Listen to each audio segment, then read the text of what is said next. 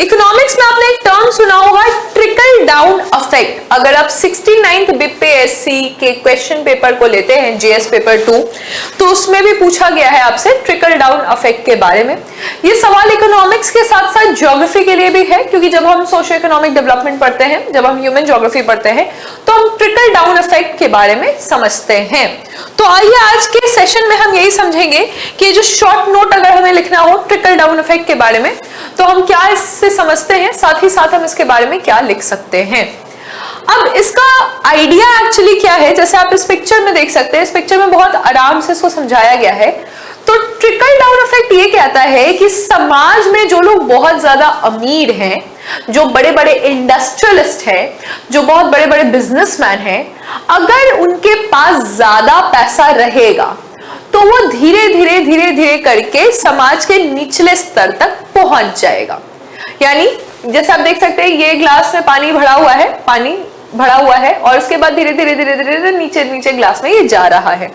तो जैसे जैसे उनके पास ज्यादा पैसा होगा, इकोनॉमी के निचले स्तर पे जो समाज में नीचे कम पैसे वाले लोग हैं, उन तक ये पैसा पहुंच जाएगा। ये अफेक्ट कहता है। कैसे?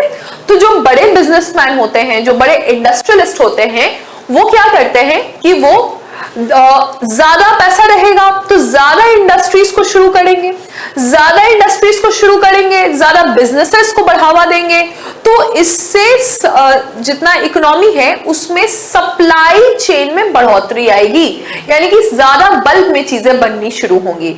मान लो ये पेन है, तो कोई इंडस्ट्रियलिस्ट पेन बना रहा है, उसके पास ज्यादा पैसा आ गया, वो ज्यादा पेन बनाएगा, ज्यादा सप्लाई बढ़ जाएगा तो पेन का कॉस्ट कम होते चला जाएगा। जब पेन का कॉस्ट कम होते चला जाएगा तो इस कारण से जो नौकरी पेशा लोग हैं, जो एम्प्लॉयर्स हैं, जो एम्प्लॉइज हैं, जो नौकरी कर रहे हैं, उन लोग के पास भी क्षमता रहेगी कि ये पेन खरीद सके। तो डिमांड अपने आप बढ़ते जाएगा, तो और लोगों की जरूरत होगी पेन को बनाने में, और लोगों को नौकरी मिलेगी, तो इकोनॉमी एक स्वस्थ इकोनॉमी बन जाएगा।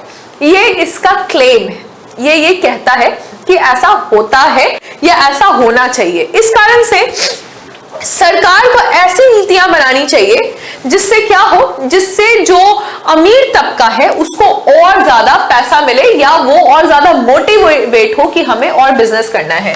तो सरकार क्या करती है? सरकार समय समय पे कॉर्पोरेट टैक्स, जैसे भी भारत में भी हो गया है कि कॉर्पोरेट लोगों पे टैक्स कम लगाती है, तो कॉर्पोरेट टैक्स को कम कर देती है। साथ ही साथ सरकार क्या करती है कि कैपिटल गेन टैक्स, की आपको कहीं से भी पैसा मिला, कैपिटल गेन हुआ आपके पास, उस टैक्स को कम कर दे। ठीक है। उसके बाद इनकम टैक्स को कम कर दे, कि जो लोग बहुत ज्यादा कमा रहे हैं वो इनकम टैक्स कम कर दे। फिर जो प्रोग्रेसिव टैक्स होता है कि जो ज्यादा कमाते हैं उनसे ज्यादा टैक्स लिया जाता है, तो टैक्स ब्रैकेट्स को लोअर कर दिया जाए, है ना। तो इस तरह से सरकार नीतियां बनाएंगी जिससे क्या होगा कि नए बिजनेसेस, तो थॉट ये है कि अगर सरकार इस टाइप की नीति बनाती है तो इससे न्यू बिजनेस आएंगे। ठीक है, न्यू बिजनेस आएंगे। साथ ही साथ क्या होगा कि नए स्टार्टअप्स खुलेंगे, उसके बाद नए इंडस्ट्रीज बनेंगे। तो ये एक तरह का कैसा थॉट है कि सप्लाई को आप बढ़ावा दे रहे हैं। आप क्या कर रहे हैं? आप सप्लाई साइड को बढ़ावा दे रहे हैं, ताकि सप्लाई साइड बढ़े, ज्यादा से ज्यादा चीजों का यहाँ पर सप्लाई बढ़े। और ये 1980 के दशक में ये कहा जाता था कि सप्लाई साइड इकोनॉमिक्स है, ये है ना, कि हमने सप्लाई को ही बढ़ा दिया। कैसे बढ़ाया? तो जो लोग सप्लाई में इन्वॉल्व हैं उनको ज्यादा पैसे देके हमने सप्लाई साइड बढ़ा दिया। 1930 के टाइम में ये वर्ड आया था, 1930s में ये वर्ड आया था, ट्रिकल डाउन इफेक्ट। ठीक है, तो ट्रिकल डाउन इफेक्ट ये वर्ड आया था, जिसमें यही, जैसे आपने इस पिक्चर में देखा है, यही दर्शाया जा रहा है कि आप जैसे जैसे ऊपर ज्यादा दे रहे हैं तो वो नीचे नीचे सरसरा के नीचे आ ही जाएगा। और इसे एक और शब्द के नाम से जाना जाता था, एक और थ्योरी के नाम से जाना जाता था, और ये थ्योरी था हॉर्स एंड स्पैरो थ्योरी। ये 1890s के दशक में इसी थ्योरी को 1890s के दशक में हॉर्स एंड स्पैरो थ्योरी के नाम से जाना जाता था। ये हॉर्स एंड स्पैरो थ्योरी क्या होता है? हॉर्स एंड स्पैरो थ्योरी ये कहता है कि जब आप घोड़े को दाना डालेंगे, जब आप हॉर्सेस को दाना डाल रहे हैं, तो क्या होगा कि जब हॉर्स दाना खा रहा है तो कुछ वो कण गिरा देगा, और जो चिड़िया होती है आसपास की, वो वही कण खा के रह जाती है।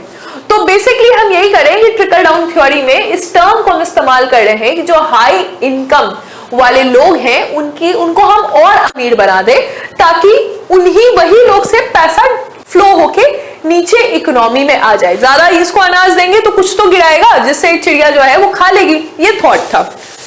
लेकिन असल में होता क्या है ये आपको समझना है। असल में ये हो सकता है, बोला गया कि ये तो थॉट है, लेकिन रियलिटी कुछ और है। रियलिटी ये है कि जो अमीर को और अमीर अगर आप बनाइएगा तो वो फिर लग्जरी में, मान लो कि वो क्या पता हवाई जहाज खरीद रहा है या फिर गाड़ी खरीदते हैं लोग, पूरा सोना का जड़ा हुआ गाड़ी खरीद रहे हैं। अब मानी जी ही शादी कर रहे हैं तो देखिए कितना बड़े पैमाने पे बेटे का शादी करवा रहे हैं। तो इस कारण से ये लोग लग्जरी में ज्यादा पैसा खर्च करने लगेंगे।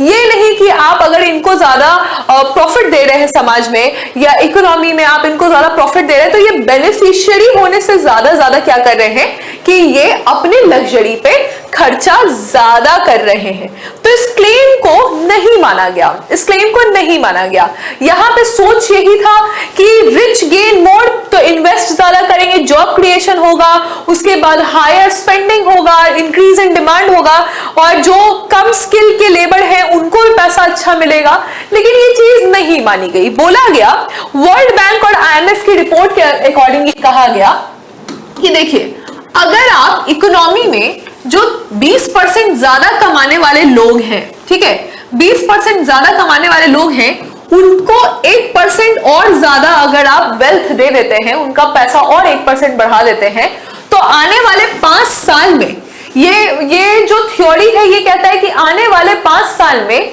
इकोनॉमी -0.1% से गिर जाएगी, श्रिंक कर जाएगी।